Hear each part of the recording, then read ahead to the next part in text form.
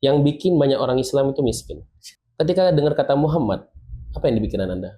Pertama kali, Muhammad, apa pertama kali muncul? Nabi. Nabi kan? Ya. Ini yang bikin banyak orang miskin itu, orang Islam.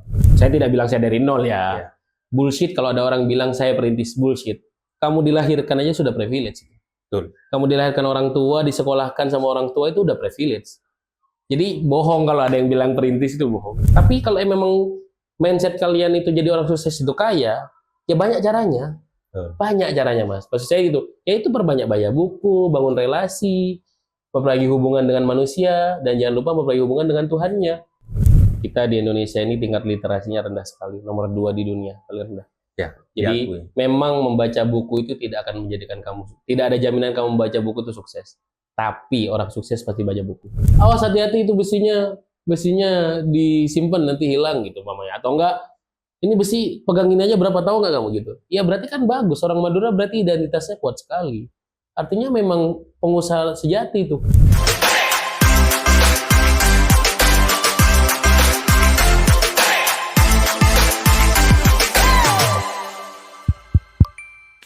Ini nyampe kemana-mana, kita berbicara tentang budaya, bagaimana Madura mentality. Yang kedua kita berbicara tentang politik, tentang negara. Ini yang terakhir kita berbicara tentang bisnis, bos. Jago saya di jago ini.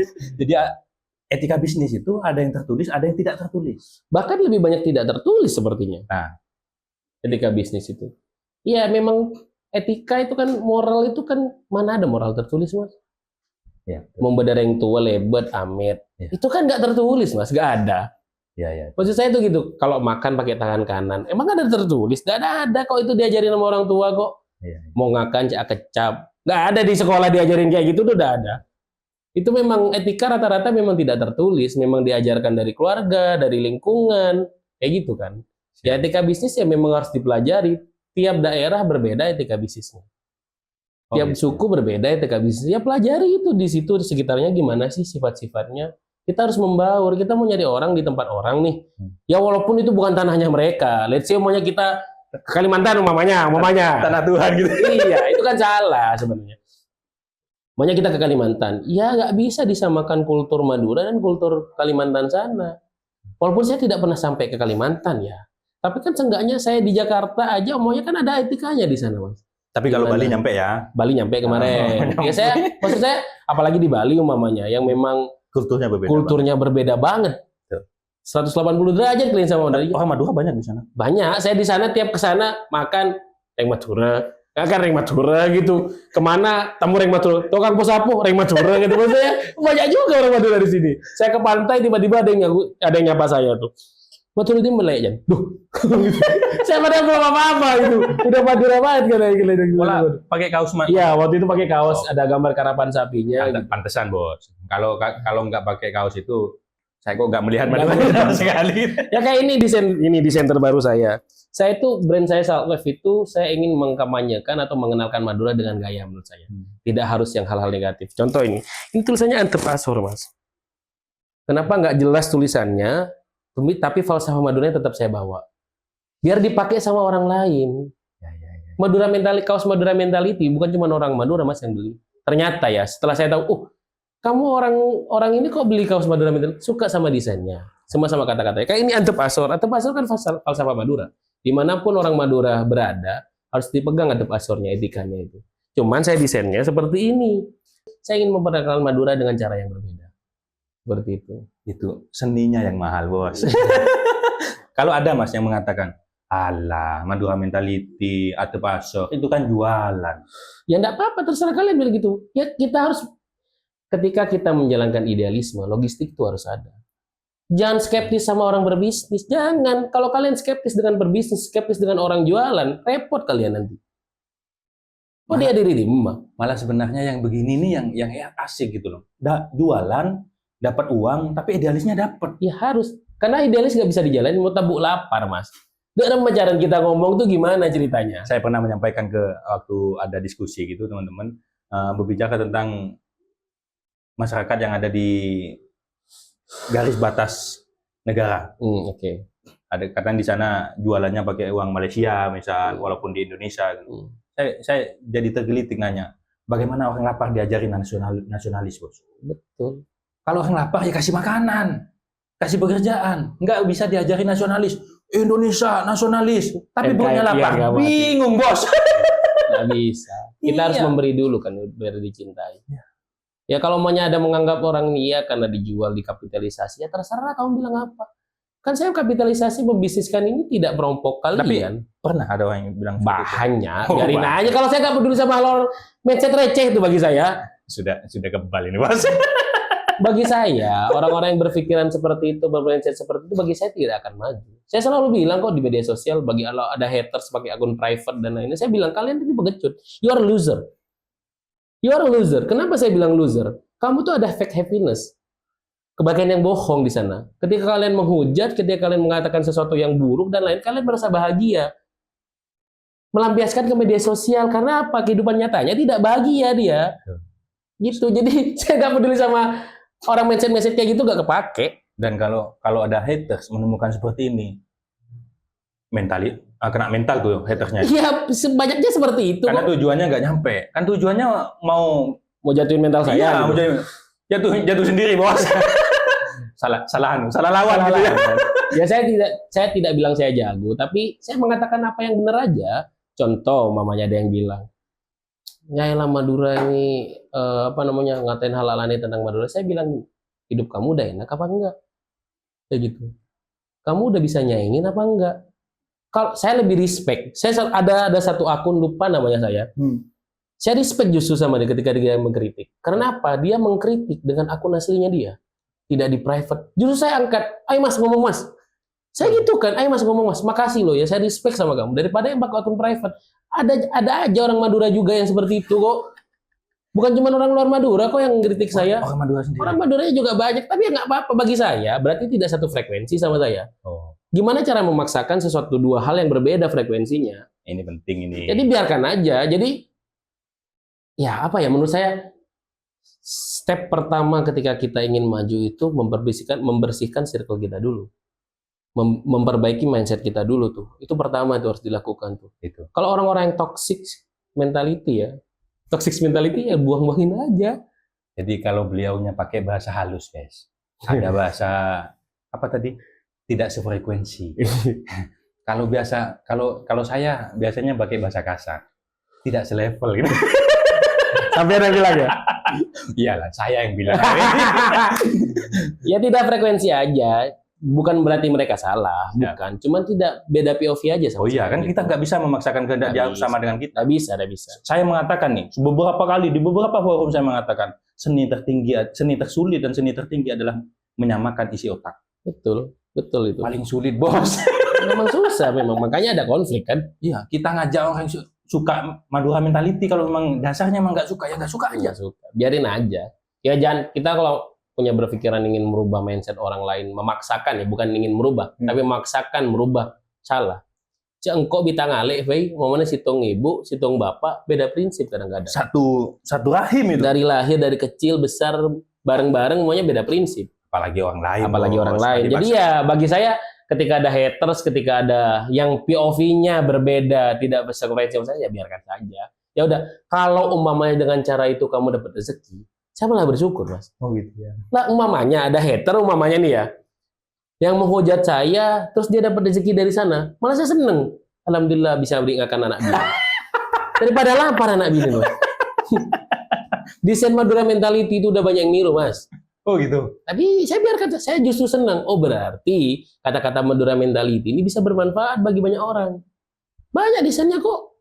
Ada yang sampai mengklaim ini Madura Nggak mentality. sama sampean. Biarin aja. Lo itu kan merek berarti. Enggak, bukan. Madura Bukan. mentality kan bukan merek. Mereknya Oh. itu Saltwave. Dibebasin gitu ya. Iya, Pak. Ya itu saya nggak punya hak juga. Justru saya senang. Oh. Demi Allah ini. Saya senang ketika umpamanya ada hal-hal yang saya lakukan berdampak untuk masyarakat, terutama masyarakat Madura. Saya sangat-sangat senang sekali. Walaupun dampaknya panjenengan nggak dapat uang. Iya, rezeki udah ada yang ngatur, Mas. Kita kan maksudnya gini, tinggal ningkatin kreativitas aja. Umpamanya karena ada brand itu, umpamanya ada kata yang menggunakan kata Madura mentality berdampak sama omset saya. Justru bagus. Artinya saya dipacu lagi kreativitas saya buat yang lain lagi. Kalau Jadi- misal ada yang membuat Madura mentality, lalu omset Madura mentality-mu down, turun gitu. Gimana? Bagus, Bagus. bagus Mas. Oh, iya. Artinya memicu kreativitas saya lagi. Oh, Memang tidak mudah jadi trendsetter tuh Mas. iya, iya, iya. Jadi trendsetter itu memang tidak mudah, tapi ya udah biarkan saja. Bahkan ada yang DM saya, Mas saya mau pakai kaos saya di Madura Mentality, di kaos saya di desain. Silakan. Saya dukung. Kalau maunya minta saran ke saya, sarannya kayak gini, saya kasih. Free. Saya selalu bilang ke teman-teman ketika nge-live, daripada ngomongin yang lain-lain yang negatif, contoh kemarin masalah yang di Malang, lebih baik kita masuk live saya, kamu nanya tentang bisnis, kita sharing di sana. Oh gitu. Iya, ayo sharing. Kamu punya bisnis apa? Ayo perbaiki bareng-bareng. Sharing gimana gitu. Agak anomali nih bos. Biasanya kalau kita punya bisnis, lantas ada orang yang ingin nanya-nanya bisnisnya itu, kita skeptis biasanya. Wah, ngapain nanya-nanya bisnis ini, nanti menjadi pesaing baru kan begitu. Saya Saya kasih tahu malah, Mas. Semua bisnis saya finansialnya transparan. Semua karyawan saya tahu keuangan saya. waduh, ini agak sulit. Semuanya, saya selalu bilang, karyawan saya semuanya tahu. Contoh di coffee shop saya. Semua cash flow, omset, profit, outlay, semua mereka tahu. Saya terbuka. Artinya ketika kalian nanti saya dapat duit banyak, tuntut saya. Saya bilang gitu ke mereka. Saya tidak mau tekanan itu dari atas. Kalau tekanan itu dari bawah, kan saya tadi bilang, kalau tekanan itu dari bawah, artinya itu Sehat. bagus. Sehat dong. Artinya mereka itu sense of belonging-nya, responsibility itu bagus. Ini kapan-kapan kayaknya memang butuh khusus berbicara bisnis. Kalau hari ini kan gado-gado ini, maklum pertemuan pertama, gado-gado banyak kesana kesini, menarik tentang pemerintah kita bahas pemerintah, menarik tentang budaya kita bahas budaya, menarik tentang bisnis kita bahas bisnis, nggak apa-apa lah. Jadi part 2 aja dipotong. Terus sekalian saya di sini kan jarang juga saya ke Madura. Betul. Jadi part 2 aja, part 1 bahas ini, part 2 bahas ini, nggak apa-apa. Saya selalu di pikiran saya itu selalu gini, Mas. Saya selalu doa sama Allah tuh, ya Allah mudah-mudahan hidup saya yang sebentar ini menjadi manfaat yang sebesar-besarnya untuk banyak orang. Saya penadakan mantan karyawan saya, pengen buka kopi juga. Ayo bareng-bareng. Ayo bareng-bareng. Ini kesalahan-kesalahan saya kemarin nih. Nih. Jadi kamu tidak perlu R&D terlalu dalam. Kegagalan-kegagalan yang saya lakukan dari awal, trial and error-nya dari awal, ya usah dipakai. Ini kesalahan saya. Ya kalau gitu. Ayo bareng-bareng. Oke. Bisa jadi partner kok mereka nanti. Bisa jadi partner. Oke, panjenengan tadi mengatakan bahwasanya kaos Madura Mentality laku hingga 2000 ya, Offline dan online ya. offline dan online. Karena ada dikirim ke luar negeri juga. Sampai ke luar negeri. Arab Saudi, Brunei, Malaysia, Wow. Amerika. Dipakai sama mereka kok. Divideoin ke saya. Jadi internasional, bos. Karena orang Madura emang di mana-mana. Di Amerika jual sate kok. Iya, Udah biasa. makanya. Ya itu Madura Mentality itu. Kalau ada penonton misal pengen dapat atau pengen beli, itu di mana? Ada akunnya namanya saltwave.streetwear. Akun apa itu? Akun brandnya, nama brandnya. Tapi bisa ke akun saya Aftan Nasrullah juga ada. Oh, bisa langsung Kodenya ya. ada di situ. Bisa langsung. Kalau enggak ya lihat di Bisa sini. ditampilin, Mas, akun. Oh, bisa di sini. Bisa dong, kita lihat nih. Coba di TikTok-nya. Kalau ada. beliau sudah laku 2000, seandainya 2000 tuh kumpul di dapil gitu. Lumayan. Berarti kan itu 2000 tuh sudah satu frekuensi. Mau jadi oleh rezeki saya. Mau jadi investor saya. Nah. Ya siapa tahu gitu ya. Siapa tahu kita kan Mas kalau saya mau, sudah ada beberapa orang yang menawarkan saya. sudah ada. Sudah ada. Cuman saya bilang, engkau kilo pantes Kak. Kau kilo pantes, Mbak. Jual mahal, bos. Bukan jual mahal, saya belum pantes saja. Karena saya merasa Ya kan, perut saya masih lapar. kan bahasa lain deh jual mahal lu 400. Oh ini ada akun Ini akun pribadi saya. Kalau TikTok ya. akun TikTok. Kalau live pakai ini. Kalau live pakai ini saya. Siap. Dan selalu. Tapi kalau teman-teman mau umpamanya coba ketik dicari itu saltwave.streetwear. Nah ini. Oh, Makanya sudah ada namanya akun khusus ya. Ya, makanya nama saya symbol of change. Saya ingin merubah itu. Wow. Ini melebihi Che Guevara. Dan warna-warnanya aja sudah. Jangan-jangan Perlawanan. jangan mau. Jangan mendorong saya sebagai anarkis. Jangan-jangan memang membangun perlawanan dari sini gitu. Kalau demi kebaikan mah. nggak apa-apa. Yes. Keren dong. Nah, ya kalau mau lihat di sini ada beberapa artikel. Ini kayak Situng Dere saya bawa. Bos, branded, berbudaya, tapi nggak norak gitu ya. Norak. Itu ya makanya saya kasih nama symbol of change itu tagline-nya karena itu. Jadi saya pengen ngasih tahu ke orang-orang bahwa Madura juga visionable kok. Ini kayak ini siapa yang pernah kepikiran Saltwave.x warung Madura umpamanya? Nah, desainnya orang-orang Madura umpamanya yang ya ini saya buat sebagai semodern mungkin lah menurut saya. Tapi pasti ada orang yang nggak suka ya terserah. Bos. Tuh. Saltwave ini brand saya, itu X warung Madura. Jadi saya mendedikasikan sebagai para pekerja keras warung Madura yang buka 24 jam tuh. Yang tidak suka sama Mas Afta Nasrullah datengin ya. Hujat aja. Silakan aja. Dan beliau katanya live pakai akun tadi ya, akun yang pribadi ya. Kalau live itu para pembenci. Ini. Malah ada ketika waktu itu ada apa komen apa gitu. Terus saya bukan agak emosi, cuman kayak kok nggak berubah-berubah ya. Maksud saya tuh apa sih maksud kamu tuh? Maksudnya saya gini, gimana Mas, masih miskin kah? Saya gitu.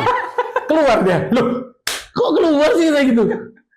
Akhirnya sampai terpancing juga gitu. Nggak terpancing, cuman kayak nggak emosi juga, saya biasa-biasa aja. Udah dulu zaman-zaman awal-awal menjadi konten kreator mungkin masih mikirin kayak kamu di mana ini di mana. Sekarang mah udah nggak ada sama sekali. Kata-katanya nggak peduli orang ngomong apa. Nanti juga kalau kita kaya juga orang pasti mengakui. Iya, gitu. Ya memang betul gitu. Jadi kan ada juga di Madura itu.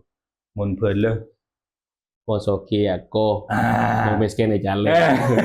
Mun bele yako gitu. Apa ada pantunnya itu, ada pantun saya lupa itu. Mun kopi toto apa gitu. Iya, mun bele yako, mun anu apa gitu. Ya wis lupa saya itu. Teman-teman kalau ingin mendukung, saya jadi ingin mengkampanyekan juga gitu. Karena kayaknya ya saya dari awal melihat Madura Mentality itu kayaknya kita sefrekuensi gitu kayaknya deh. Walaupun saya masih jauh di level bawah gitu. Wah, enggak juga. Justru hal-hal kayak gini yang saya pengen maksudnya lebih banyak lagi lah tempat-tempat ruang diskusi seperti ini yang ingin maksudnya lebih banyak lagi lah kalau bisa seperti itu. Jadi jangan cuman yang ditampilin caroknya lagi. Maksudnya itu tidak akan membangun kok. Betul. Jadi kebaikan itu memang harus dijunjung bersama. Betul. Kalau cuman Mas Afta saja berat. Ya, kalau sebenarnya bukan tugas saya doang sih semuanya. Bukan hanya tugas Mas Afta saja. Kalau cuman saya saja yo, siapa saya juga gitu loh. Betul. Harus semuanya. Iya. Jadi ini tugas semuanya yang merasa terpanggil untuk bagaimana memperbaiki citra positif Madura. Betul. Ya harus bersama-sama gitu. Mas, kalau ada kayak saya melihat nih banyak biasanya teman-teman itu sefrekuensi sebenarnya sama kita. Dia kita banget lah Madura Mentality banget. Tapi memilih diam tidak bersuara. Ya itu yang saya selalu bilang di live, saya selalu bilang kasih tahu ke orang-orang bahwa kalian ini berpendidikan. Kasih tahu ke orang-orang bahwa mindset kalian ini bagus. Berarti jangan diam. Jangan diam. Diam itu salah kalau kalian tuh melihat kemungkaran. Jangan sampai ke sana-sana ya. Apa mata aku pia? Tak pakai sorban. Kalau kalian punya power, kalau kalian punya influence bagus, ya gunakan dengan baik privilege itu gitu. Saya bisa kok menggunakan privilege saya umpamanya dengan hal buruk. Ya. Contoh, ngajak orang dugem umpamanya. Ngasih tahu bahwa dugem itu normal dan lain-lain. Apalagi secara fashionable sudah. Ya bisa aja saya seperti itu. Cocok ini. Saya pertama mengenal tagihan Intel, Bos. Ini jangan-jangan mengkampanyekan Madura Mentality karena Intel ini. Karena bayaran dari pemerintah. Jangan Intel beneran, Bos. Tenang. Tidak. Jadi saya bilang saya tidak terafiliasi dengan apapun. Bahkan dengan organisasi Madura pun saya tidak terafiliasi. Jamin ya? Dijamin. 100 bisa di tracking aja hidup saya. Boleh silakan di tracking. Boleh di tracking hidup saya. Saya tidak terafiliasi dengan organisasi apapun, tidak terafiliasi dengan apapun. Atau jangan-jangan nih, beliaunya sebenarnya Gus atau Lora kan di Lomair itu punya pondok pesantren, cuman kebetulan aja ngambil posisinya atau mencitrakan dirinya seperti ini. Jangan-jangan seperti itu. Karena dari tadi awal kita membahas itu satu kaki di neraka lah, ada kemungkaran lah dan lain-lain. Ini kok kayaknya tugasnya bahasanya ustadz itu yang disampaikan. Kenapa kok nggak pakai kopiah gitu, Mas? Atau sorban gitu sekalian? Ada orang bilang kan don't judge book by cover katanya gitu kan. Ya. Tapi kalau dibilang saya kiai ya keturunan kiai bukan Gus ya. Bukan. Jangan. Itu sudah saya bilang bukan. Cuman memang mau ngatanya kereng tua, kereng sepo di atasnya ada katanya. Dan kebetulan adik saya yang perempuan punya pesantren di Pamekasan. Tuh kan, mulai terbuka kan sedikit kan. Kan adik saya. Saya gebet, Riki ketemu di Jakarta. Apa punya senyum begini kan bahaya. Ada. Adik saya punya yayasan. Wah, kalau bilang pesantrennya, yayasan pendidikan lah di Pamekasan di sana. Jadi yang khusus bahasa Arab juga di sana. Ipar saya itu Bahasanya selalu merendah, Bos. Kalau suhu memang begini sudah. Nggak ada. Nanti saya tuh males, Mas. Kalau maunya dibilang disebut agamawan, maunya kayak jangan kok anteng-anteng, Mas. Nah, itu Kan sudah bilang tadi kan hanya nyamar itu, Bos. Nah. Kalau adik saya punya pesantren, ada yayasan pendidikan. Kalau adik saya yang cewek itu, Adik punya pesantren ya. adik punya pesantren. Di atas-atas juga ada ya. Kelihatannya, Ini. Aku di tengah sih gitu terbuka ini, Bos. kelihatannya. Saya tanya lagi nih. Lulusan pondok pesantren mana? Harus jawab. Kalau nggak jawab ini bahaya ini, nggak ngaku ini. Kalau pesantren dulu pernah sempat yang pendidikan di pesantren Alamin. Wow. Semenep, Perenduan Semenep, Alamin 1, Pondok Tegal, terus selesainya di Nurul Holil, almarhum Bangkalan. Kiai Zubair Muntasor. Berapa lama di Bangkalan? Saya 2 tahun di Nurul Holil. Bentar. Di Alamin? 2 tahun. Lo montuk ya, karena kon ntar nyeper itu. Sudah ketahuan kan, Bos? Ntar Kita bongkar ya. Nah, beliau ini memang begitu. Kalau suhu begitu memang. Tapi kalau sudah kayak gini kan nggak bisa dibungkiri lagi. Ayo, sesama alumni Alamin. Alamin Bisa. alumninya luar biasa. Luar biasa. Ada di mana-mana dan biasa. notabene jadi gitu loh. Apalagi juga Nurul Holil, ada Hisan ya. Ada Ihsan di mana-mana. Mana nih alumninya Nurul Holil? Sudah mulai kebuka semua, Bos. Ini hanya kedok ini, yang ada di sini hanya kedok. Kunci rambut juga hanya kedok. Jangan-jangan besok-besok ini buka podcast pakai kopiah, Majlis taklim. pakai tasbih gitu. Itu tidak akan pernah saya lakukan.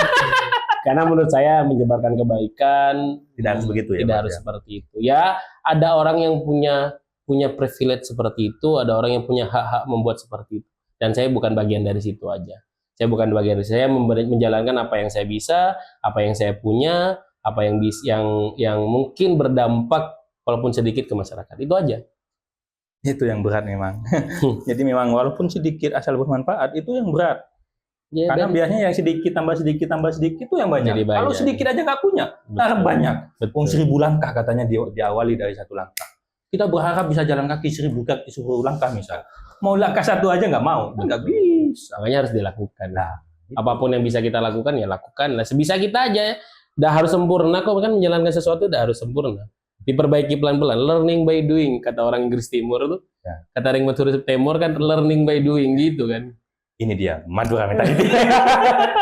Learning by doing. Baik dah, biar nggak lama-lama saya capek juga. Nanti Malah host yang capek sih. Nah, gimana katanya mau 2 jam 3 jam. Malah host yang capek. beliaunya Madura mentality ungu ini. Kita tunggu nanti. Beliaunya pasti ke orang Bangkalan kok, bahkan punya mimpi ingin bisa menetap di Bangkalan. Insya Nanti Allah. beliau pulang lagi ke Bangkalan. Insya Kita Allah, culik lagi insya dah. Allah. Mudah-mudahan masih mau gitu ya. Insya Nggak kecewa. Yang saya khawatirkan datang hari ini lalu kecewa, nggak mau datang lagi ke sini. Gitu. Tidak. Nanti siapa tahu kita bisa podcast live juga. Kita di Creative Studio lagi di inisiasi untuk bisa podcast live. Jadi walaupun Mas Aftan nanti ada di Bekasi, kita bisa tampilkan di layar, kita komunikasi by layar nih. Tapi masih di inisiasi. Amin. Mudah-mudahan tegas terjadi. Iya, karena saya juga berpikir kalau mendatangkan Mahfud MD ke sini juga kurang etis juga gitu, Bos. Tapi menampilkan Mahfud MD di layar ini kan ya Betul. siapa tahu bisa gitu. Insya Allah. Kalau dampak yang dilakukan oleh Creative Studio dampaknya bagus, dampaknya besar, insya Allah orang-orang besar akan datang. Siap, amin. Gitu. Harapannya memang yang bagus-bagus kayak gitu tuh. Tapi kan yang bagus kalau tidak dimulai dari yang jelek-jelek gini. Betul. Mana bisa kita mengukur mana bagusnya begitu. Betul. Bahkan saya berpikir tadi sempat beliau bahwasanya berbicara tentang pendidikan, bicara tentang kampus, membuka lagi pikiran saya. Saya dulu sempat ditanya tuh, mana kamu mau sekolah tinggi-tinggi? Ditanyain. Jadi dosen juga belum tentu gitu. Jadi guru juga sudah banyak, jadi pejabat juga siapa lo gitu loh. Tanya saya jawabnya tuh spontan tapi menghayati gitu. Saya mau buat universitas. Dulu itu. Siapa tahu nanti ada Creative University. Bisa Mas, bisa. Insya Allah yang bisa. bisa mengumpulkan anak-anak muda yang kreatif untuk memberikan skill, walaupun misal mungkin tidak formal-formal amat, misal ya siapa tahu ada Creative University. Bisa. Amin, amin. Parameternya itu Malaka Project, kalau sampean memang mimpinya seperti itu, Malaka iya. Project tuh menurut saya cukup bagus. Saya malah ada keinginan lagi dibuat blueprintnya dulu, lagi dibuat skemanya dulu buat komunitas namanya Tanian Ngodah. Tanian muda. Tanian Ngodah. Apa Jadi itu di Tanian situ Tanian Ngodah itu saya pengennya tempat ngumpulnya anak-anak muda Oh. Madura. Jadi yang pengen, let's say hal kecilnya aja, hal kecilnya contoh ada anak muda punya modal umpamanya, pengen bisnis warung Madura umpamanya. Ya daripada mereka melakukan trial and error terlalu besar, kan resource-nya nggak banyak, Betul. modalnya nggak banyak, intinya bukan anak orang kaya lah. Betul. Yang ketika gagal bisa bangun lagi. Ya saya tinggal ngundang orang yang sudah pernah menjalankan warung Madura, yang sampai sekarang menjalankan, let's say udah 5 tahun, 7 tahun, ngundang sebagai narasumber, kasih tahu tuh blueprint-nya gimana sih cara bangun warung Madura yang baik seperti apa, sistemnya seperti apa, dan lain-lain seperti itu. Contoh mau buka sate Madura umumnya, tinggal panggil aja teh kute saya jual sate 10 tahun umumnya. Tinggal panggil aja gimana sih cara motong sate yang benar dan lain-lain. Jadi trial and error-nya sedikit gitu. Tapi Jadi uangnya. mau tidak mereka Ya insya Allah kalau kita melakukan menjelaskan dengan baik dan benar, tujuannya gitu ya tujuannya apa dan lainnya. Kalau emang mereka nggak mau ya tinggal cari yang lain. Masa iya semuanya sama? Banyak pilihan. Betul. Kalau nggak mau maunya ya udah. Contoh dari hal kecil saya. Contoh saya punya coffee shop. Ya tinggal panggil barista saya aja, suruh ngajarin anak-anak saya, kumpulin 20 orang anak Madura yang pengen jadi barista maunya. Gak usah belajar mahal-mahal, bayar gratis. Ini kita kasih gratis, kamu belajar aja. Yakin gratis. Gratis. Jangan-jangan hanya di depan kamera bilang gratis. Nanti di belakang bayar, bos. Gimana nih? Gratis. Ya kalau memang saya punya rezeki umpamanya, saya bisa mengcover itu semuanya, ya saya kasih gratis. Ya saya bisa. Kalau maunya narasumbernya dari luar minta bayar umpamanya.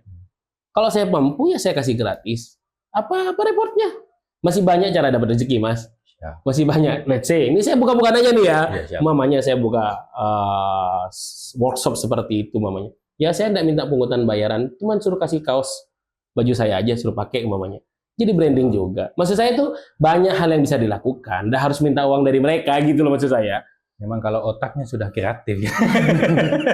Banyak. Apapun bisa gitu. Selalu ada peluang, ada celah. Cuma di belakangnya itu Tanian Ngodah Excel Wave umpamanya. Ya bisa aja seperti itu kan. Maksud saya masih banyak cara dapetin duit lah. Ini entah kebetulan atau apa kita berbicara ini, dan kalau ngundangnya kan saya lama sudah ke Panjenengan. Cuma kebetulan bisanya hari ini. Iya. Kebetulan kemarin kita masih baru saja merayakan memperingati Hari Sumpah Pemuda. Hari Sumpah Pemuda. Dan hari ini kita berbicara tentang Tanian Muda. Tanian Ngodah. Insya Allah doakan mudah-mudahan terjadi itu. Mudah-mudahan ini petanda baik, bos. Amin. Petanda baik gitu, karena memang apa-apa ini kayaknya lebih-lebih hari ini Gen Z ini menguasai gitu kayaknya. Anak muda ini memang menguasai. Saya harus khawatir dengan Gen Z, apalagi terutama dari generasi Alpha. Gitu Mereka ya? luar biasa. Kalau kita yang kaum milenial ini tidak memperbaiki diri, tidak mengupgrade diri, siap-siap aja jadi orang tua yang menyusahkan suatu saat. Waduh. Ini warning ini. Iya betul itu. Saya sangat khawatir. Dulu ketika saya bangun bisnis, ini panjang lagi, nggak apa-apa ya. Nggak apa-apa. Dulu saya membangun bisnis itu, karyawan saya semuanya Gen Z, dan saya mengeluh. Oh, Mang Ari, Panjenengan yang mengeluh? iya saya ngeluh. Malu diatur kapi raga dari aja Pak kurang ajar kapi ya, maksud saya dulu waktu saya jadi karyawan asal bapak suka apapun dilakukan, ternyata memang Gen Z itu tidak perlu hierarki itu. Karena dulu saya belajar dari atasan saya, tidak ada dapat resource dari lain. Tapi Gen Z bisa resource dari banyak sekarang, dari media sosial, dari internet. Mereka sudah bisa belajar bagaimana caranya menjadi karyawan yang baik, bagaimana menyelesaikan masalah ini. Mereka udah nggak perlu kita mereka. Akhirnya saya cari rumus gimana caranya Gen Z ini bisa bisa digunakan dengan baik, bisa dikontrol, tapi tidak membuat mereka terpenjara dan lain-lain. Alpha lebih ngeri lagi. Gitu ya. Anak-anak Alpha itu sekarang bahasa Inggris sudah kayak bahasa Indonesia mereka sekarang. Betul. Bagaimana kita milenial nanti umur 50 tahun tidak bisa apa-apa, nyusahin anak dan cucu itu udah pasti itu udah nanti. Kalau kita nggak ngupgrade diri ya. Jangankan kalau bicara Gen Z, Gen Alpha itu jangankan bahasa Inggris, bos. Dia punya bahasa sendiri. Iya betul. Yang kita tidak paham. Sengeri itu memang. Makanya saya merasa, karena saya milenial, saya merasa saya harus mengupgrade diri saya. Setidaknya ketika nanti saya tua, saya tidak menyusahkan anak saya aja dulu. Minimal tidak menyusahkan. Minimal tidak menyusahkan anak saya. Terserah anak saya mau kemana dan lain-lain. Yang penting tidak menyusahkan mereka aja dulu. Makanya saya bangun dari sekarang karena saya sadar ya sangkolan lo kira-kira mati. Sangkolan paling bertahan 1-2 tahun. Paling kalau emang ada itu, kalau enggak ada. Kemarin malah sempat jadi konflik, Bos. Iya makanya. Jadi bukan hanya tidak bertahan 2 tahun, bukan hanya tidak bertahan 2 tahun, tapi jadi konflik, Bos. Bapak Ki Odi menemak Ki Odi kadang-kadang udah bisa berantem. Makanya saya tidak pernah mengharapkan. Saya tidak bilang saya dari nol ya. Bullshit kalau ada orang bilang saya perintis, bullshit. Kamu dilahirkan aja sudah privilege. Betul. Kamu dilahirkan orang tua, disekolahkan sama orang tua itu udah privilege. Jadi bohong kalau ada yang bilang perintis itu bohong. Ya itu kan hanya bahasa marketing itu, hanya bahasa trigger untuk bagaimana membuat tertarik gitu ya. Kalau aslinya ya seperti disampaikan, dilahirkan itu ya sudah 9 bulan Bos, mengandung itu dia bilang dari nol mana. Rekan kalau bisa jadi PCTB lah, Mas Karenja Mas. Kira-kira yang dua. Biasa marketing memang biasanya begitu untuk men-trigger, untuk membuat orang bisa tertarik itu bisa. Bukan perintis, bukan pewaris tapi perintis Bos gitu ya. Membuat orang tertarik dulu, tapi isinya kadang ya digiring juga gitu ya. Ya ada kan. Orang tua selalu punya andil dalam hidup kita. Betul. Ada aja. Baik, kita sudah banyak ke kanan ke kiri bahas banyak hal tadi. Ini yang terakhir dah. Tapi ini walaupun terakhir kayaknya lama juga ini. Gak apa-apa. Boleh dong ceritain. Ini kan orang Lomair gitu, orang Lomair Belike gitu. Bisa akhirnya ada di Bekasi itu gimana ceritanya? Bisa sampai akhirnya gayanya sampai kayak Intel di Bekasi ini gimana ceritanya gitu loh. Gimana mungkin bisa berbagi karena mohon maaf hingga detik ini banyak anak muda kita walaupun mungkin dia tidak ke Bekasi, dia ke Malaysia, dia ke Jakarta, dia ke Bandung, dia ke Surabaya menjadi perantau mayoritas. Tentu pengalaman-pengalaman baik yang sudah dimiliki oleh Maaf Afta di dunia perantauan itu boleh dong, bisa dong dibagi gitu untuk mereka yang masih pemula-pemula nih, yang masih mencari jati diri, saya mau kemana, saya bagaimana dan sebagainya. Oke. Intinya kita harus baik dulu sama orang. Rezeki itu bangun bisnis itu nggak harus pakai uang juga sebenarnya. Walaupun pasti pakai uang, tapi nggak harus punya uang gitu. Ya. Jadi timbulkan saja dulu trust. Integritas kita agar trust itu tumbuh. Ketika trust tumbuh, makanya saya bilang, iya mau ngedeng ngafe mana cak sarong. Ya. Orang udah skeptis dulu nanti. Maksud kita ngikutin dulu mereka kayak gimana pola pikir mereka, terus cara bekerja mereka seperti apa. Oh, cara mereka membangun relasi itu seperti apa. Kalau kata dokter kita, sekolah yang tinggi, baca buku yang banyak biar basa-basinya tinggi. Wow. Gitu. Maksudnya ya kalau kita ketemu orang kaya, Mas. Ketemu orang kaya di tempat soto mamanya. Ketemu orang kaya, kita pengen ngobrol, pengen bangun relasi. Kalau pertanyaan, makan soto, Pak. Kan pertanyaan goblok itu. Ya udah tahu makan soto, kenapa harus ditanya makan soto? Masih banyak hal yang bisa dikatakan. Makanya perbanyak baca buku. Saya tuh punya perpustakaan pribadi, Mas, di rumah. Saya tuh suka baca buku. Di Bekasi? Di Bekasi. Okay. Di kamar saya tuh saya punya perpustakaan pribadi. Saya mewajibkan diri saya itu 1 bulan 3 buku harus selesai. Apapun itu, apapun. Bukan orang sembarangan, guys. Kebiasaannya baca buku. Bukan hanya menjadi haters. Jadi komentarin hidup orang. Timbulkan trust dulu ke orang lain. Hampir rata-rata bisnis saya itu bukan modal saya sendiri. Dan investor. Siap. Karena mereka percaya sebenarnya. Timbulin percaya aja dulu, baru nanti bisa. Dan sisi entrepreneur itu harus dijalankan. Ya nggak harus jadi pengusaha sebenarnya. Bisa jadi expertise kan. Kita bisa jadi seorang profesional kan. Nggak harus jadi pengusaha. Banyak pilihan. Jadi orang kaya itu kan, indikator orang kaya itu kan katanya sukses ya. Indikator sukses itu kan jadi orang kaya katanya. Padahal nggak segitu juga, nggak sesimpel itu. Tapi kalau memang mindset kalian itu jadi orang sukses itu kaya, ya banyak caranya. Kalau kalian memang tidak punya mental untuk jadi entrepreneur, jadi profesional. Yang bisa bantu entrepreneur majuin bisnisnya. Banyak caranya, Mas. Maksud saya gitu. Ya itu perbanyak baca buku, bangun relasi, memperbaiki hubungan dengan manusia, dan jangan lupa memperbaiki hubungan dengan Tuhannya. Mau pakai betul nggak apa, mau tiada lo apa aja, ya gitu-gitu aja sebenarnya. Karena tanggung jawab selalu ngocak, Mas. Ada mau lo apa aja, jangan lo kira soki. Kamai dah, maga betul ngapai dah. Umi selalu bilang, sampai sekarang detik sekarang ini, saya sampai dewasa ini, tiap subuh, walaupun saya maunya tinggal satu rumah sama umi saya, ditelepon pasti. Tapi ini disclaimer ya, ini khusus untuk Muslim gitu. Ya, khusus Muslim lah. Khusus Muslim ini. Sampai detik ini, itu saya ditelepon sama umi saya, tiap adzan. terutama subuh, itu pasti ditelepon, dipastikan anaknya itu bangun atau tidak. Wah, biasa. Semua anak-anaknya, adik saya, bahkan adik saya yang cewek yang punya pesantren pun ditelepon. Bukan orang semakin terkuat kalau ini bukan orang sembarangan. Enggak usah ditanya dah, ini akan terbuka dengan sendirinya. Kebaikan itu akan menemukan. Ada bukan jalannya sendiri, Bos. Itu katanya TikTok. Iya. Kebaikan akan kebenaran katanya. Kebenaran akan menemukan jalannya sendiri. Gitu. Jadi kalau kalian di perantauan, ya sayang kalian sudah merantau. Artinya mental kalian sudah ada sebenarnya. Tinggal diperbaiki aja relasinya. Tinggal ditimbulkan aja integritasnya agar timbul trust itu.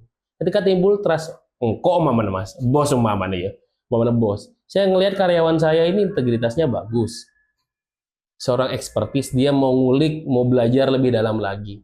Kalau mau saya buka cabang umpamanya, saya mau kasih ke siapa kalau enggak dia? Itu udah otomatis itu. Betul. Ya takut tentang cabang situng umpamanya. Jadi pebisnis juga dia ujung-ujungnya. Akhirnya. Udah harus buka bisnis baru mas sebenarnya.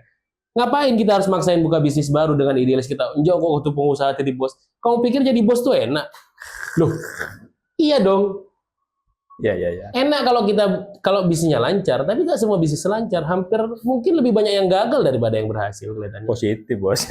Iya makanya. Jadi jangan merasa mindsetnya harus dirubah ketika jadi pebisnis. Mindsetnya itu, oh saya pengen jadi bos biar leha-leha. Justru kalian kerja 24/7 itu. Tidak ada jam istirahat. Nggak ada jam istirahat. Mau jam 1 pagi ada masalah kita harus selesaikan. Kalau karyawan jam 8 sampai jam 4 Selesai. Gitu ya. Selesai. Kalau Nggak bos, mikirin. wow. Loh, apalagi akhir bulan maunya. Bisnis lagi gak bagus akhir bulan harus ngegaji. Gak mungkin gak digaji dong. Lari pokoknya. Makanya itu maksudnya mindsetnya harus dirubah. Jadi seorang pebisnis itu bukan mindsetnya pengen leha-leha. Justru kita kalau jadi pebisnis, kita harus siap dulu dengan hal-hal seperti itu. Lebih sakit, lebih lapar. Saya punya prinsip, mongkok jadi pebisnis, mongkok ngakan saya padang maunya. Nasi padang. Saya makan kikil nasi padang. Tim saya, karyawan saya, segaknya makan nasi padang juga walaupun makan telur. Ya harus tetap enak saya, karena saya yang berbisnis. Tapi saya nggak munafik, kalian harus tetap makan nasi padang. Saya selalu bilang gitu ke mereka. Terserah, kalau kalian tidak percaya sama saya, toh itu cash flow kalian lihat sendiri. Kalau saya merasa saya dapat duit banyak, tuntut saya, naikin gaji saya. Saya bilang gitu ke mereka. Tidak ada kontrak di tempat saya. Kalau kalian bangun pagi males, berhenti aja. Ngapain capek-capek saya ngurusin orang yang males kerja buat apa? Gak usah banyak komentar, Bos ya. Kalau capek sudah, nggak cocok gitu juga. Saya bilang kalau briefing evaluasi bulanan tuh mas, bangun tidur kamu males kerja ke tempat saya, kamu nyari dengan anakku, selain buat apa? Makanya gak ada kontrak kerja saya. Ngeri bos. Yang pertama trust bos. Ini yang pertama. Dan saya alami dimanapun Anda. Kalau Anda tidak dipercaya, game over hidupmu. Susah.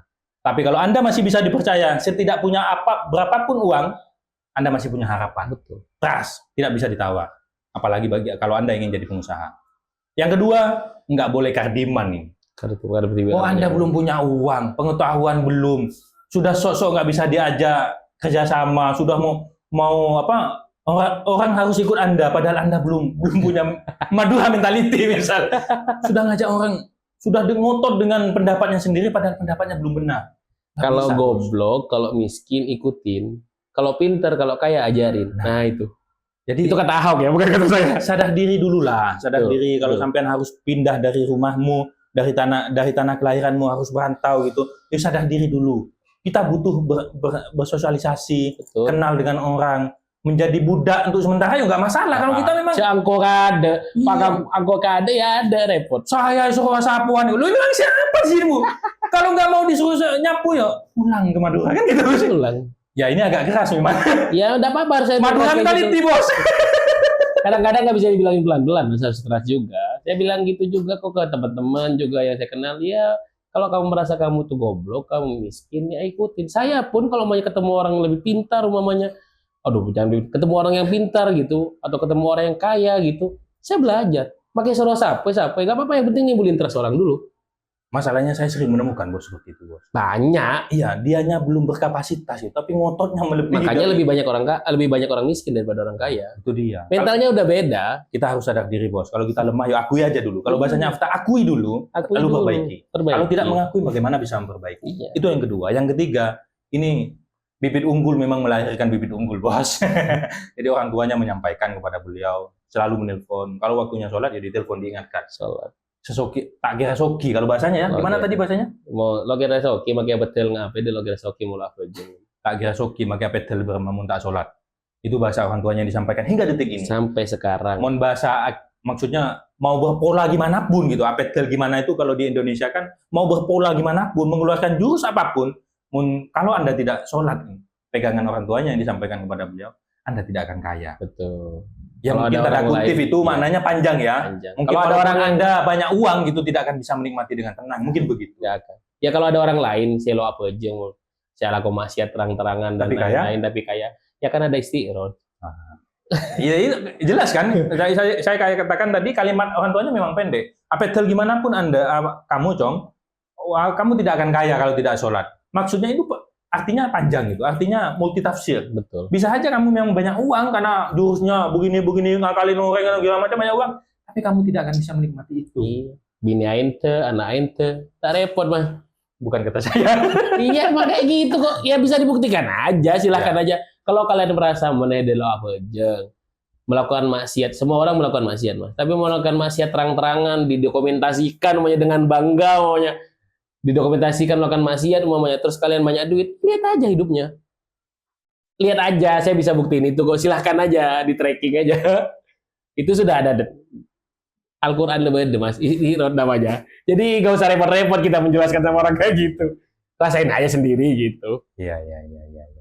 Jadi gitu bos. Jadi ada 3 poin penting tuh yang harus menjadi pegangan kalau Anda ya punya impian ingin sukses minimal. Karena kalaupun memang sukses itu memang banyak multitafsir ya, banyak indikator intinya. Ya sukses bagimu itu seperti apa? Oke. Tapi ini tips dari Mas Afta, 3 poin itu penting. Pertama, trust, tidak boleh ditawar. Kedua, jangan gardiman. Akui dulu kelemahan kita. Akui dulu kelemahan. Kalau kamu sudah mengetahui kelemahan kamu tinggal memperbaiki. Betul. Untuk memperkuat apa yang menjadi kelemahan.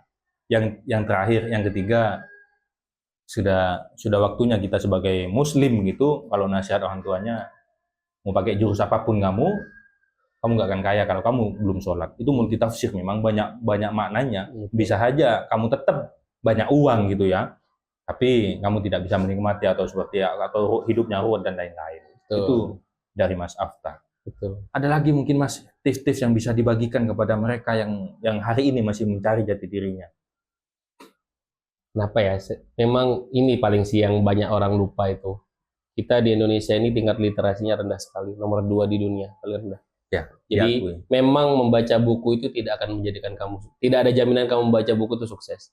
Tapi orang sukses pasti baca buku. Tidak menjamin kamu baca buku bisa sukses ya. Ya, tapi orang sukses itu sudah bisa dijamin dia baca buku. Saya pastikan itu. Walaupun tidak baca bukunya di sekolah. Nggak harus di sekolah. Baca buku kan nggak harus di sekolah. Sekarang juga bukunya juga bukan cuma buku konvensional kan. Ada e-books, ada podcast dan lain-lain. Maksud saya kalian harus memperbanyak knowledge kalian dulu. Ketika knowledge kalian bagus, relasi kalian bagus, kita melakukan sesuatu hal itu akan dipermudah. Kayak gitu. Jadi memang berbicara tentang literasi hari ini. Ya Indonesia memang apalagi Madura gitu. Ya kita akui lah. Jangan hanya berbicara Madura mentality. Tapi kita tidak mau menyadari bahwasanya memang ya katanya Mas Afta tadi, SDM kita memang masih jauh dari harapan. Mulai dari detik ini, hari ini, sebisa mungkin kita mulai harus belajar membaca. Baca buku, nonton sebuah video itu jangan setengah-setengah. Gimana ceritanya panjenengan sampai bisa punya perpustakaan itu dia? Apa ceritanya itu? Jadi dulu waktu SMP ketika dikasih uang jajan, SMP-nya di mana? Di Blega. Oh, di Blega. Di Blega. SMP saya apa? SD, SMP Blega. SMP Blega. Nah, SMP 1 Blega. Jadi saya dulu kalau dikasih uang jajan, saya sisihkan uang saya itu. Mulai SMP? Mulai SMP. Bukan dari dari buku yang berat-berat, dari komik. Oh, komik ya. Komik saya sampai sekarang dari SMP sampai sekarang masih ada itu di rumah. Oh, ini emang dari dulunya, Bos. Memang dari sononya memang udah gaya hidupnya beda. Suka aja baca buku. Jadi saya pengen mengenal Mesir, tanpa harus ke Mesir saya bisa baca bukunya.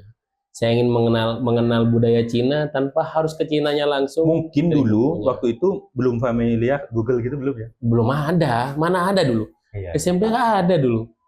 Nggak ada, internet belum ada. Ada kelihatannya tapi nggak semua orang bisa mengakses itu. Masih mahal. Masih mahal dan masih dikit kali, minim banget. Ya masih barang mahal bang. Iya, masih barang mahal kan. Jadi mulai dari buku-buku komik, terus naik dari komik yang ada gambarnya, pengen baca buku yang tidak ada gambarnya, dari novel cinta itu. Oke. Jadi kan masih masa remaja tuh masih pengen yang Iya. cinta-cintaan. Oke. Dimulai dari sana. Terus mulai baca buku yang memang agak berat, let's say Madilog, terus dari penjara ke penjara, hal-hal yang seperti itu. Berat bacaannya bos. Ini kayaknya apanya masih Irwan Irfandi. Saya baca semua buku, Mas. Saya tidak pernah peduli penulisnya itu siapa, saya tidak pernah peduli background penulisnya seperti apa. Berarti Saya baca pesan semua. yang ingin disampaikan jangan batasi bukunya ya. Jangan batasi buku, baca aja semuanya. Jadi kalau kalian sempit nanti maunya, oh saya nggak mau baca buku dari kiri bahasa ya. Contohnya kayak gitu kan. Kan kadang ada yang begitu. Ada kan, memang ya nggak apa-apa, terserah mereka. Justru bagus kalau memang mereka memang saklek dengan pendiriannya mereka, ya silahkan saja gitu. Kalau saya semuanya, kiri, kanan, tengah, atas, semua saya baca aja semuanya. Bahkan even komik, hal-hal yang menurut mereka itu buku-buku receh umpamanya, bagi saya tetap saya baca karena ada apa ya? Ada manfaat juga di anime, di manga itu juga ada bagi saya, bagi kehidupan saya ya. Jadi lebih mudah dipahami kadang-kadang hal-hal yang sulit, yang rumit, bahasa rumit itu bisa mudah dipahami gitu. Berarti suka One Piece juga. One Piece banget. Jangan-jangan di rumahnya sudah menaikkan One Piece. Nggak ada. Waktu ada bendera itu saya tidak ikut-ikutan. Bagi saya itu suatu hal yang receh lah, maksudnya nggak, ya apa ya, efeknya juga yang lucunya kan pemerintah waktu ngerespon itu lucunya aja. Saya di situ kayaknya. Lucu banget itu pemerintah Indonesia tuh. Kenapa bisa takut begitu ya?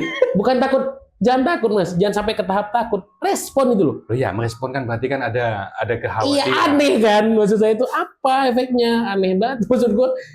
Ya lu pengen viral jadi pejabat, ya gak segitunya lah gitu maksud gue. Banyak hal-hal yang bisa lu lakuin gitu.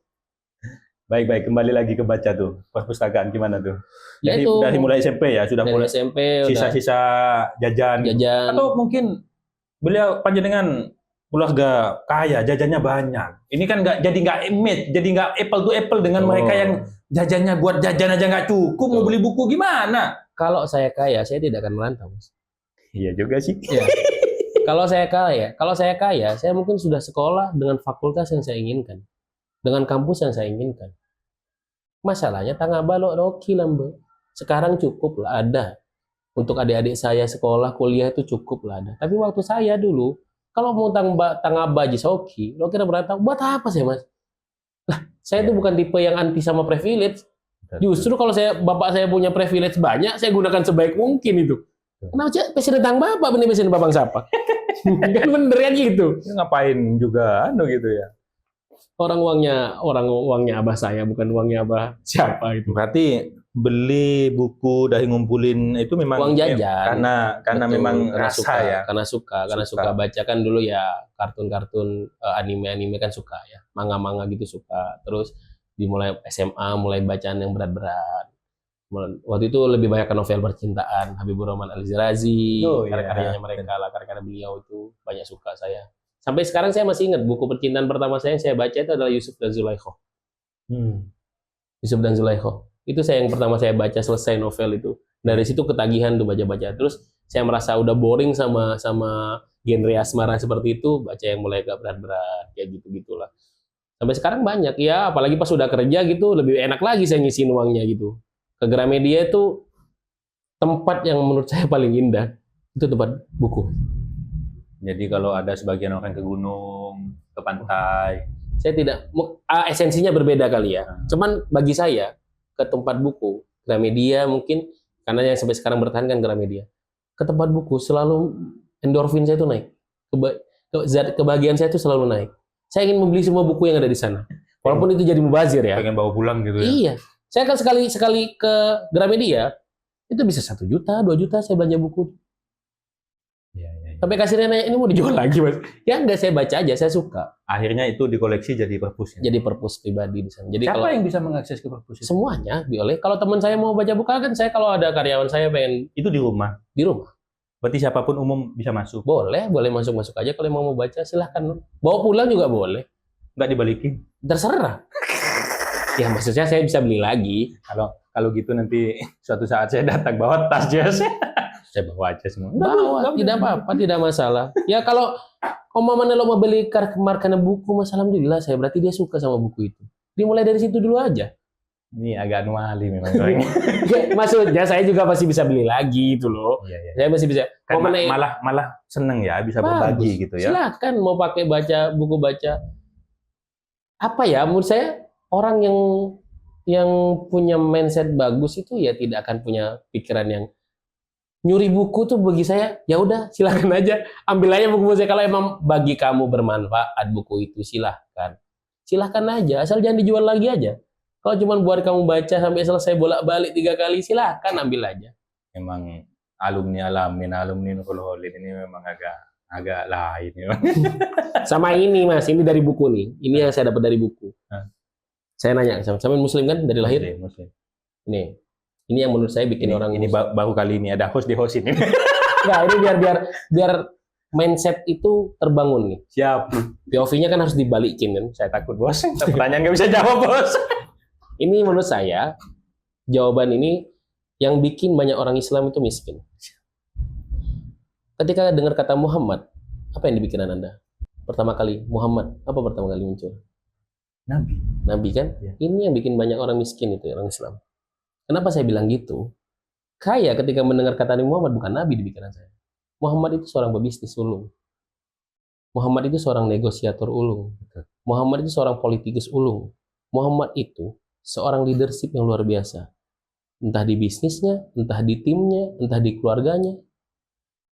Jadi jangan mengkecilkan Muhammad itu. Kata Muhammad itu kalau kita bilang kata Muhammad itu seorang nabi dan rasul, itu mengkecilkan Nabi Muhammad. Menurut saya, karena Nabi Muhammad itu jasanya luar biasa.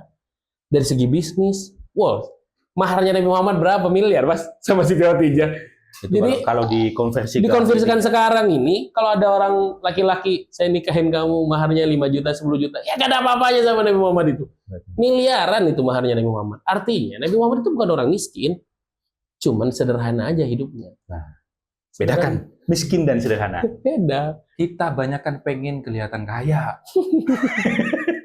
Sehingga hidupnya nggak mau sederhana. Betul. Kan langit nggak perlu bicara. Dan akhirnya jatuh miskin. Betul. Karena pengen kelihatan kaya, nggak mau hidup sederhana, akhirnya itu miskin. Capek.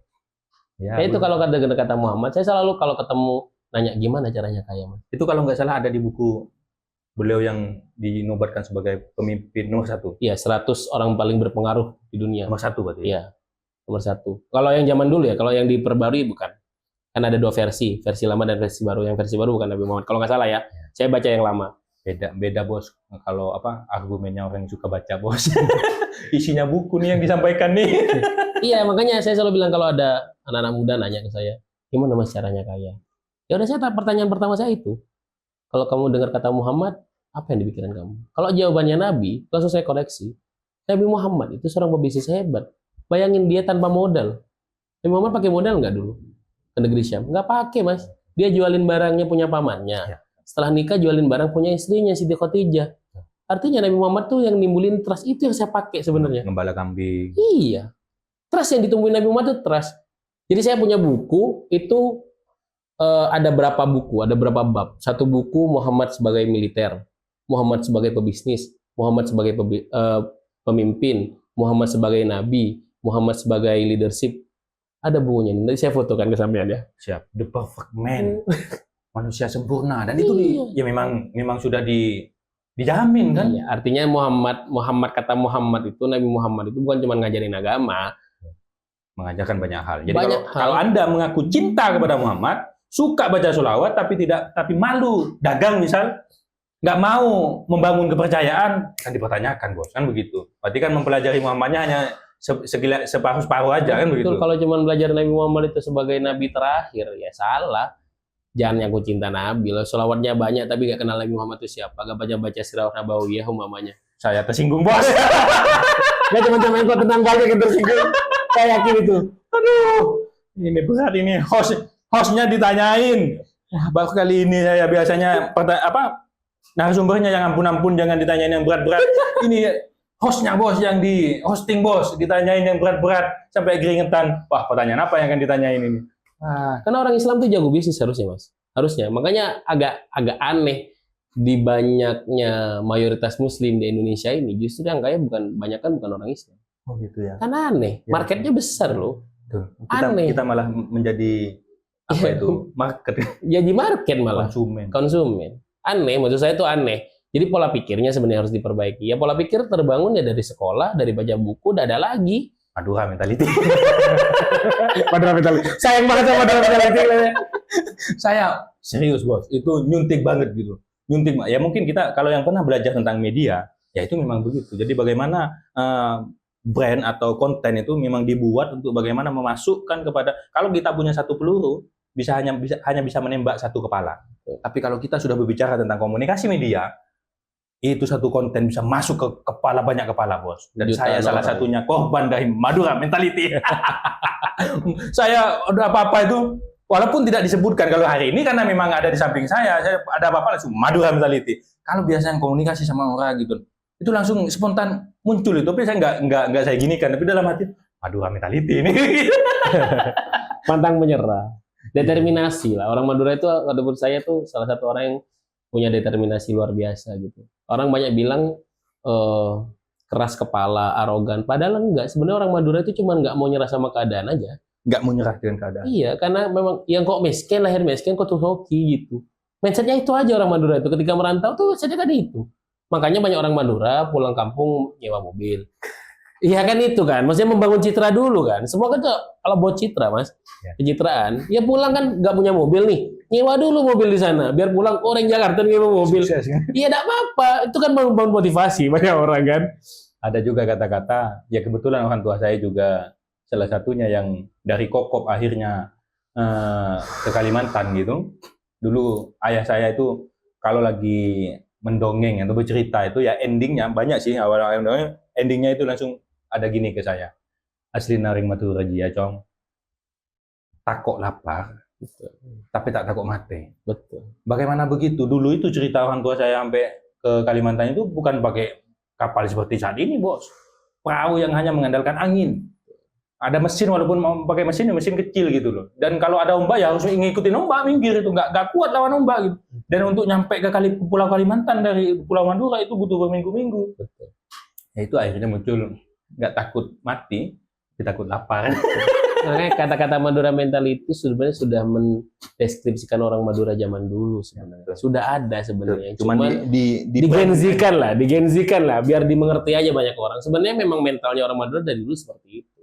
Jadi bukan karena sekarang aja yang dari kosong saya bangun, bukan. Yang sudah dibangun para Reng Sepolen Lamberu sudah ada sebenarnya. Cuman saya gimana caranya ini bisa diterima oleh masyarakat umum, bisa diterima para Gen Z dan lain-lain itu maksud saya. Saya nggak berharap sekarang Mas Madura itu baik. Ya, saya nggak berharap sekarang. Jangka panjang ke depannya. Nanti Gen Z, Gen Alpha mungkin yang bisa membangun Madura lebih baik. Saya tidak berharap sekarang, tidak sama sekali. Nggak bisa bim salah bim kan. Ya. Yang perlu diperbaiki cuma satu, pendidikan. Udah itu dok. Baik, dari tadi kita berbicara tentang baca buku, literasi, pendidikan. Saya jadi penasaran nih. Kursi favorit dulu waktu sekolah di mana? Di depan, pojokan, atau paling belakang ini? Paling belakang. Nggak boleh bohong. Ini ada nanti gurunya juga nonton nih. Paling belakang. Paling belakang. Karena menurut saya kalau paling belakang itu kita bisa melihat situasi juga. Kan kata pertama kan, wahyu pertama kan ikro. Ikro kan nggak harus baca, lihat situasi juga baca kan. Membaca tidak harus baca buku ya. Betul. Baca situasi dan lain-lain. Ngeles bos. Enggak, saya paling belakang. Kebetulan karena nama saya AB, jadi absen selalu pertama. Kalah sama yang namanya ABD atau ABC pokoknya. Abdul gitu. Abdul ya? Ahmad ya itu saya kalah biasanya. Paling belakang ternyata kuncinya bos, sama dengan sama saya. Karena kalau di belakang tuh enak mas. Jadi kita bisa melihat, oh ini teman saya yang seperti ini, kayak gini sifatnya. Oh guru terlihat lebih jelas dari belakang sebenarnya daripada paling depan ya. Kalau paling depan itu pressure-nya terlalu tinggi, jadi kita nggak bisa berpikir jernih itu. Kontak matanya sudah menekan ini. Iya, jadi kayak, bawaannya takut aja gitu. Mau merengis guru kan. Apalagi gurunya sambil pegang penggaris itu. Itu nggak niat marahin kita, tapi Brami jatuh yang kena kita, gitu. Kena mental itu. Mending duduk belakang bos. Saya duduk belakang. Saya selalu duduk belakang. Selalu itu. Selalu duduk belakang. CS berarti sama saya. Kalau teman-teman bilang posisi menentukan prestasi, nggak ada. Mindset yang menentukan prestasi. Aduh. Mindset itu. Aduh ya. Mas tadi kan kita bicara Madura mentality gitu. Saya juga sangat-sangat kenapa pemilihan katanya kok Madura mentality? Kok bukan tretan, situng apa kalau itu Situng bola dere. itu? Ya, situng dere misalnya tretan seomora atau ngajak ke Madura tapi pakai bahasa Inggris. Anomali nggak? Gimana sih? Ya semua desain saya pakai bahasa Inggris kok. Loh yang ngajak Cita Madura kok pakai bahasa Inggris? Kenapa Iya. nggak pakai salam situng dere, tretan seomora apa gitu? Salam becian gitu. Iya. Ya. Kok pakai Madura mentality? Itu kan ke Inggrisan ke sana, Bos. Gimana Gak itu? cinta Madura. Jadi gini, bahasa Inggris itu kan hal yang penting. Ya. Jadi kita belajar, mungkin kalau kita nggak bisa bahasa Inggris, belajar bahasa Indonesia atau bahasa Indonesia doang umpamanya. Ya buku-buku bacaan-bacaan yang kita baca cuma sebatas itu. Ya. Tapi kalau kita bisa bahasa Inggris, banyak di luar sana. YouTube aja lebih luas. Kalau kita nonton YouTube Indonesia itu sebenarnya itu duplikat dari luar.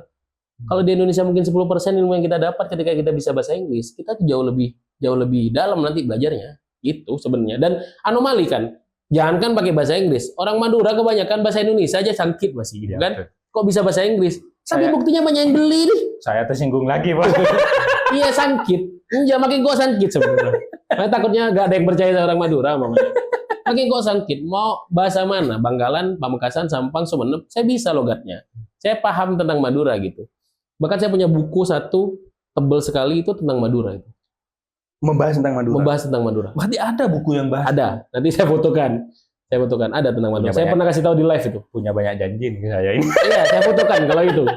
Saya fotokan. Siap. Jadi kenapa kok jauh ada yang komplain? Kenapa pakai bahasa Inggris Mas dan lain-lain? Ya biar kalian maju aja. Apa? Open mind. Open minded. Jadi kan tugasnya kan pengennya kan memperkenalkan Madura ke banyak orang, bukan mengenalkan Madura ke orang Madura. Itu dia. Kalau ini maunya pakai antepasor, ya udah mau dipakai apa antepasor. Tapi falsafah Madura kita bisa dijelaskan. Tapi desainnya tidak Madura banget gitu maksud saya. Mengenalkan bahwa di falsafah Madura itu ada yang namanya antepasor. Tapi kalau cuma kata-kata dan lainnya menggunakan bahasa Inggris. Bahkan caption-caption di Southwave tadi semuanya pakai bahasa Inggris. Logikanya dalam berbisnis, kita kan harus bisa mengerti customer kita tuh kan. Lah gimana caranya kalau captionnya bahasa Inggris mereka mau beli apa? Tapi buktinya masih banyak yang beli nih. Dan buktinya yang beli pantesan yang beli dari banyak luar negeri ya. Iya. Oh iya itu. Banyak dibawa ke Amerika dan mereka bangga dengan pakai kaos Madura Mentality itu mereka dengan bangga sekali. Bangga sekali saya tanpa promosi mas mereka yang promosiin sendiri. Dapat promosi gratis. Iya. Endorse gratis gitu. Iya. Termasuk saya. Saya secara tidak langsung mempromosikan. Wah nanti.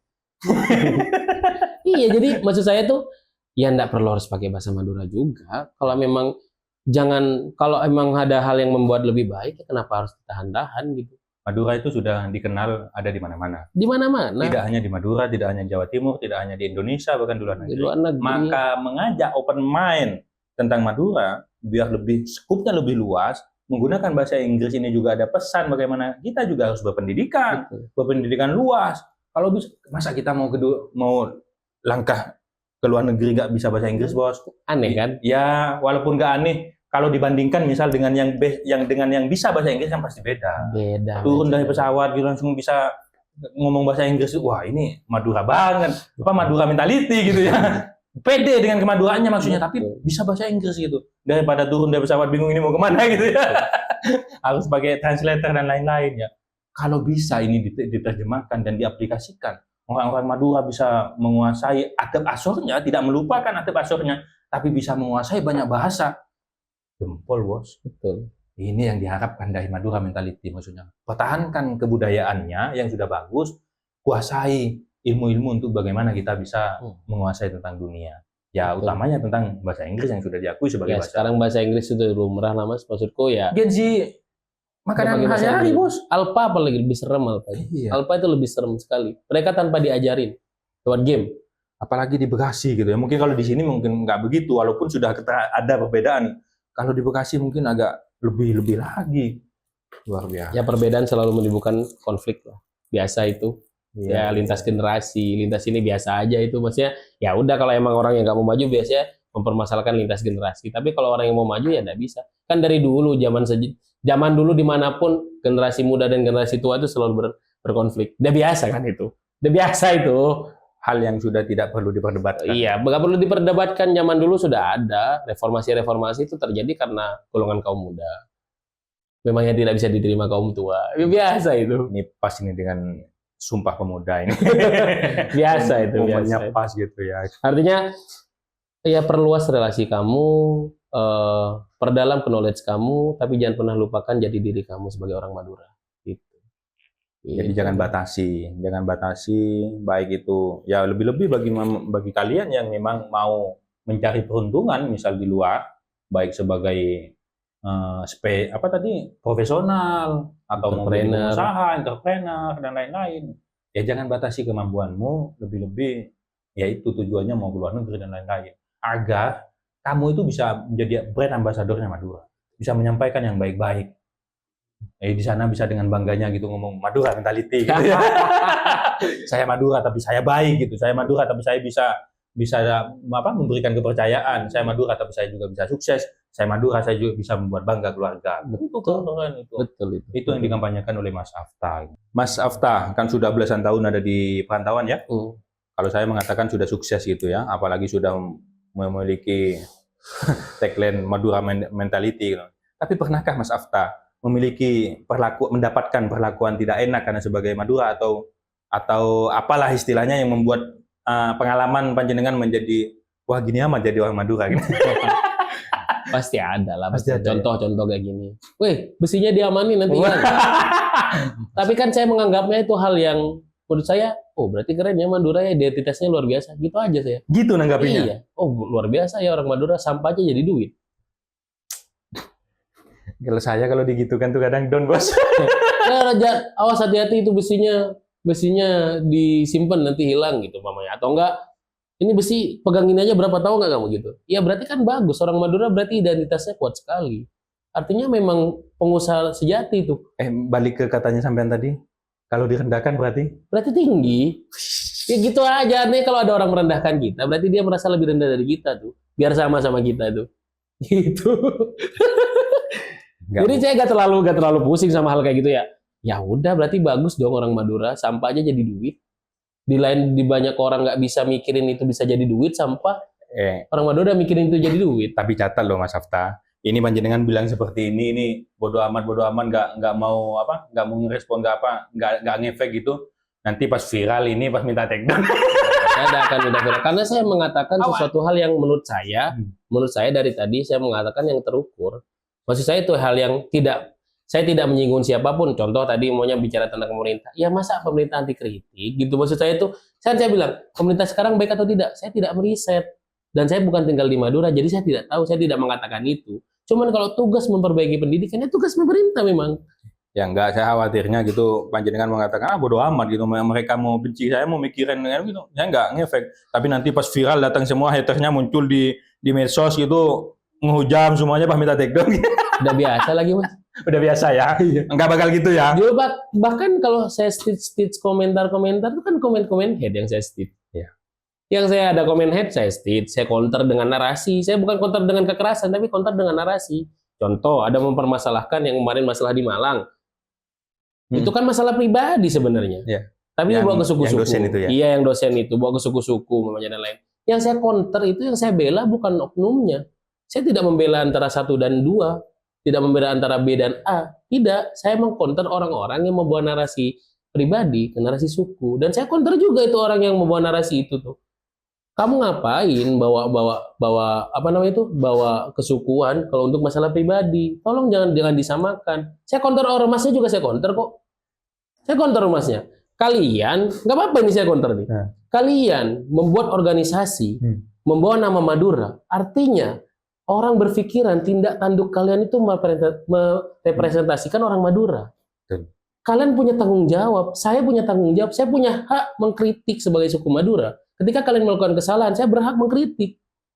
Kan kalian buat ormas itu sebagai wadah aspirasi kan? Betul nggak? Ormas itu apa fungsinya? Kalau ormas kan fungsinya adalah, silakan di Google ya. Ormas itu fungsinya menampung aspirasi. Karena di situ ada kata Maduranya, artinya di situ aspirasi orang Madura. Saya orang Madura punya hak untuk mengkritik ketika kalian melakukan kesalahan. Ya apa salahnya, Mas? Kalau kamu kritik aneh kalau kamu dikritik. Jangan jadi ormas kalau kamu kritik.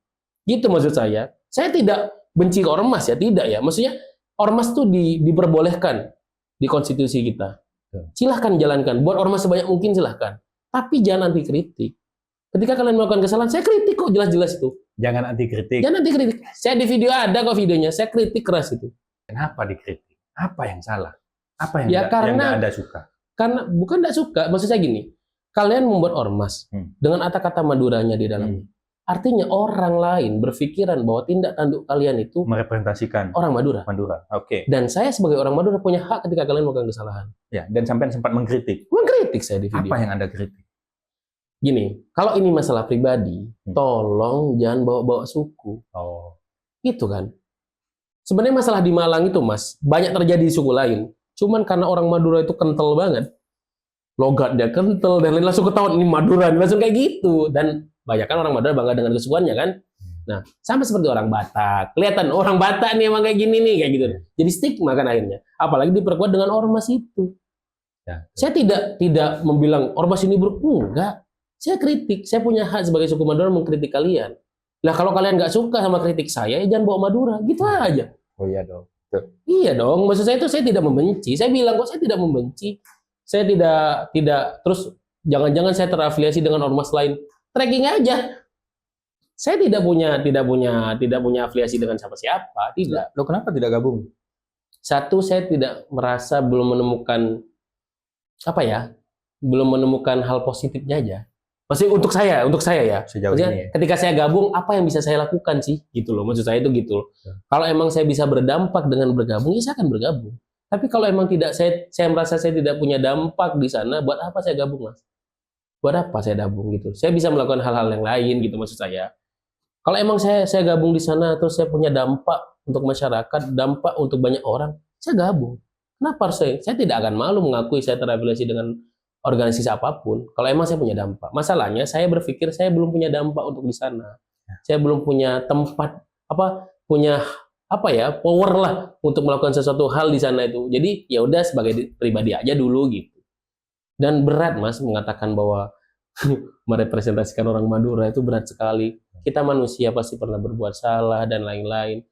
Jadi ya takutnya jadi stigma yang saya inginkan stigma jadi positif jadi negatif lagi aja. Dan saya agak sempurna juga. Pasti ada hal-hal yang saya lakukan kan negatif-negatif. Tapi ya kalau saya tidak membawa apapun, membawa nama pribadi kan enak Mas gitu. Jadi saya tidak berat ngomongnya itu tidak berat gitu loh. Saya tidak berat dengan saya tersangkut sama organisasi apa dan lain-lain. Saya kritik kok. Bahkan banyak kok yang nge-DM, Mas ngopi dan ayo saya gitu. Jangan ngopi Mas, kalau bisa buat podcast ayo. Enggak seriusan saya. Maksud saya biar orang tahu nih loh. Kalau kalian merasa tidak bersalah, kasih tahu argumen kalian, gitu maksud saya. Jangan diam. Ormas yang membawa nama-nama Madura itu kan banyak. Banyak sekali. Ada A, ada B, ada C, ada D, ada E. Yang Anda ceritakan yang ada maksudnya yang mana?